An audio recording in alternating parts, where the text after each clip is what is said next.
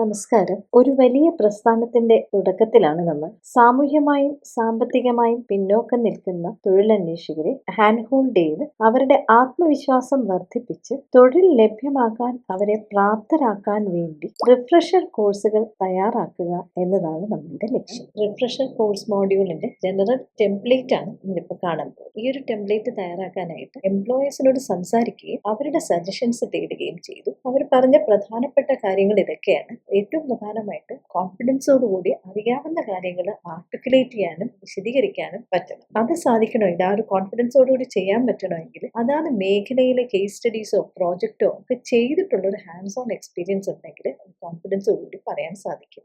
ഏത് ജോബ് റോളാണോ അതിനെ പറ്റി ഒരു കൃത്യമായ അവയർനെസ് ഉണ്ടായിരിക്കണം. ഏതൊക്കെ കമ്പനികളാണോ ജോബ് ഫെയറിലൊക്കെ വരുന്നത് അതിനെ പറ്റി വളരെ തറോ ആയിട്ടുള്ളൊരു അണ്ടർസ്റ്റാൻഡിങ് ഉണ്ടാവണം. അവരുടെ പ്രോഡക്ട്സിനെ പറ്റിയും സർവീസിനെ പറ്റിയും ഗ്ലോബൽ മാർക്കറ്റിൽ എന്താണ് അവരുടെ പൊസിഷനെ പറ്റിയും, അതുപോലെ അവരെ സംബന്ധിച്ച് അല്ലെങ്കിൽ ആ മേഖലയെ സംബന്ധിച്ച് എന്തൊക്കെയാണ് മീഡിയ കവറേജ് റീസെന്റ് ആയിട്ട് വന്നിരിക്കുന്നത്, ഇത്തരത്തിലുള്ളൊരു ജനറൽ അവയർനെസ് ഉണ്ടാവുകയാണെങ്കിൽ മൊത്തത്തിൽ അവരൊരു കോൺഫിഡൻസും ബെറ്റർ ആയിരിക്കും. അവർക്ക് ക്വസ്റ്റ്യൻസ് ആൻസർ ചെയ്യുന്നത് ഒരു ബെറ്റർ വേയിലായിരിക്കും. മറ്റൊരു കാര്യം കൂടി അറിയാൻ കഴിഞ്ഞത്, സോഷ്യലി ആൻഡ് ഇക്കണോമിക്കലി ഡിസഡ്വാൻറ്റേജ് ബാക്ക്ഗ്രൗണ്ടുകളിൽ നിന്ന് വരുന്ന കുട്ടികൾ ബെറ്റർ പ്രോബ്ലം സോൾവിങ് സ്കിൽസ് ഉണ്ടായിരിക്കും. കാരണം അവർ റിയൽ ലൈഫ് ചലഞ്ചസ് ഫേസ് ചെയ്ത് വന്നത്. അത്തരം പ്രോബ്ലം സോൾവിങ് സ്കിൽ ഉള്ളവരെയാണ് കമ്പനികൾക്ക് ആവശ്യമുള്ളത്. അപ്പൊ ഇത് നമുക്ക് അവരോട് പറഞ്ഞു കൊടുക്കാൻ പറ്റുകയാണെങ്കിൽ ഇത്തരം ഒരു ബാക്ക്ഗ്രൗണ്ട് കാരണം അവർക്ക് യഥാർത്ഥത്തിൽ ഒരുപാട് മുന്നോട്ട് പോകാനുള്ള സാധ്യത ഉണ്ട് എന്നുള്ള കാര്യം ആ തരത്തിൽ അവരോട് പറഞ്ഞു കൊടുക്കാനും കോൺഫിഡൻസ് ബൂസ്റ്റ് ചെയ്യാനും സാധിക്കുകയാണെങ്കിൽ ഒരുപാട് ചേഞ്ച് അതിലുണ്ടാവും. ജനറൽ അപ്രോച്ചിൽ ഏറ്റവും പ്രധാനമായിട്ട് ആക്ടിവിറ്റീസ് എല്ലാം തന്നെ നമ്മൾ പ്ലാൻ ചെയ്യേണ്ടത്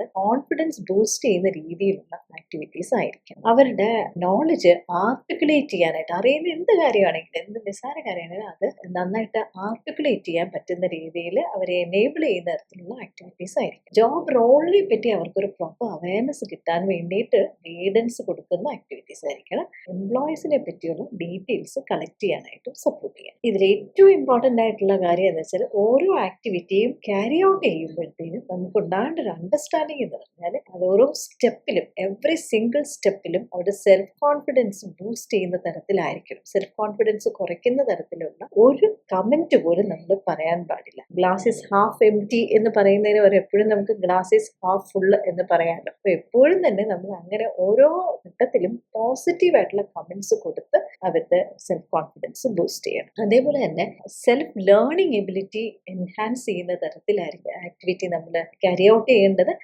ഇത് കഴിഞ്ഞിട്ട് അവർ ലൈഫ് ലോങ് സെൽഫ് ലേണിംഗ് എല്ലാ മേഖലയിലും ആവശ്യമുണ്ട്. അപ്പൊ അങ്ങനെ എനിക്ക് ചെയ്യാൻ പറ്റും, എനിക്ക് തന്നെ പഠിക്കാൻ പറ്റും എന്നുള്ളൊരു കോൺഫിഡൻസ് ബിൽഡ് ചെയ്യുന്ന തരത്തിലായിരിക്കണം ആക്ടിവിറ്റി കൈകാര്യം ചെയ്യുമ്പോൾ നമ്മൾ ശ്രദ്ധിക്കേണ്ടത്. ചുരുക്കി പറഞ്ഞാൽ ക്രാഷ് കോഴ്സിൽ ലേണിംഗ് ആണ് നടക്കുന്നത്, ടീച്ചിങ് അല്ല. നമ്മളവരെ ഹാൻഡ് ഹോൾഡ് ചെയ്യാണ്, അഥവാ വാക്കിംഗ് വിത്ത് ആ ഒരു അപ്രോച്ചാണ് നമുക്ക് ഉണ്ടാവേണ്ടത്. അപ്പോൾ നമ്മുടെ ജോബ് റോളിനെ പറ്റി ഉള്ള ഒരു അവയർനെസ്, ഒരു ഗ്ലിംസ് കൊടുക്കണം. അത് കേസ് സ്റ്റഡീസോ സാമ്പിൾ ജോബ് സിനാരിയോസിൻ്റെ സ്റ്റോറീസ് പറയുമോ അതാത് ഡൊമൈൻ അനുസരിച്ച് ചെയ്യണം. ബേസിക് കൺസെപ്റ്റ്സിൻ്റെ ക്ലാരിറ്റി കൊടുക്കാനായിട്ട് അതാത് മേഖലയ്ക്കനുസരിച്ച് simple project works, case studies, hands on exercise, ആ ഒരു എക്സ്പോഷർ നമ്മൾ കൊടുക്കണം. ആ എക്സ്പോഷറിൽ കൂടെ ബേസിക് കൺസെപ്റ്റ്സിൻ്റെ ക്ലാരിറ്റി ഉണ്ടാവുന്ന തരത്തിലായിരിക്കണം ഇതൊക്കെ ഫ്രെയിം ചെയ്യുന്നത്. ഇൻ്റർവ്യൂവിന് ആർട്ടിക്കുലേറ്റ് ചെയ്യാൻ പറ്റുന്ന രീതിയിൽ അവർക്ക് അറിയാവുന്ന കാര്യങ്ങൾ റിഫ്ലക്ട് ചെയ്യാൻ പറ്റുന്ന തരത്തിലുള്ള ക്വസ്റ്റ്യനയേഴ്സ്, ക്വിസ്, ഇതൊക്കെ നമ്മൾ ഓരോ ആക്ടിവിറ്റി കഴിഞ്ഞിട്ടും കൊടുക്കണം. അപ്പോൾ അവർ ഓരോ ആക്ടിവിറ്റി കഴിയുമ്പോൾ മനസ്സിലാക്കണം, എനിക്ക് ഇത്രയും കാര്യങ്ങൾ മനസ്സിലായി, ഇനി ഇത്രയും കൂടി മനസ്സിലാക്കാനുണ്ട് എന്ന് അത്തരത്തിലൊരു സെൽഫ് ലേണിംഗ് പ്രോസസ്സ് അവിടെ സ്റ്റാർട്ട് ചെയ്യണം.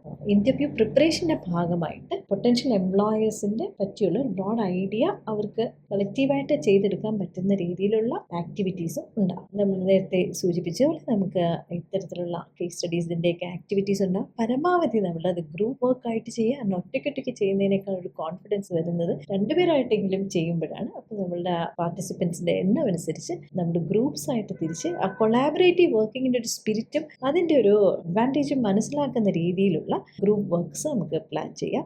ഓരോ ആക്ടിവിറ്റീസ് കഴിഞ്ഞിട്ടും ജോബ് സീക്കേഴ്സ് പ്രസൻറ്റ് ചെയ്യണം. അവർ തന്നെ സംസാരിക്കുമ്പോൾ അവരുടെ അറിവ് ആർട്ടിക്കുലേറ്റ് ചെയ്യാനും അവരുടെ അറിവ് കുറച്ചുകൂടെ റീഇൻഫോഴ്സ് ചെയ്യാനും അത് സഹായിക്കും. ഈ ഒരു പ്രോസസ്സിൽ നമ്മൾ നേരത്തെ പറഞ്ഞ പോലെ കോൺഫിഡൻസ് എൻഹാൻസ് ചെയ്യണമെങ്കിൽ വക മടിച്ചു നിൽക്കാതെ അവർക്കിത് ഈ ആക്ടിവിറ്റീസിലൂടെ മുന്നോട്ട് പോകാൻ പറ്റുന്ന തരത്തിൽ നമ്മൾ മെറ്റീരിയൽസ് ഓരോ ഘട്ടത്തിലും കൊടുക്കുകയും അവരെ ഹാൻഡ് ഹോൾഡ് ചെയ്യുകയും ചെയ്യണം. വീഡിയോ ട്യൂട്ടോറിയൽസ് നമ്മൾ ബേസിക് കൺസെപ്റ്റ്സിൻ്റെ ഒരു ലെസ് ദാൻ 10 മിനിറ്റ്സ് കൊടുക്കണം. റിഫ്ലക്ഷൻ ക്വസ്റ്റ്യനേഴ്സ് കൊടുക്കണം. അത് ആ സബ്ജക്റ്റ് ക്ലാരിറ്റി കിട്ടുന്ന തരത്തിലുള്ള ക്വിസ്, ക്വസ്റ്റ്യനെയർ എന്നിവ നമ്മൾ കൊടുക്കണം.